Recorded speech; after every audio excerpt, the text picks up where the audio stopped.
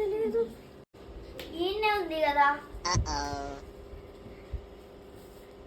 ఏందో జీన్స్ అయితే ఎంత మంచిగా. అబ్బా నాకు జీన్స్ కొనియమ్మా ప్లీజ్ అమ్మా, ప్లీజ్ అమ్మా. ఎందుకే జీన్సులు అవన్నీ వేసుకుంటే ఏమైతుంది? నాకు ఇది కొనియమ్మా. ఏమద్దు ఏమద్దు.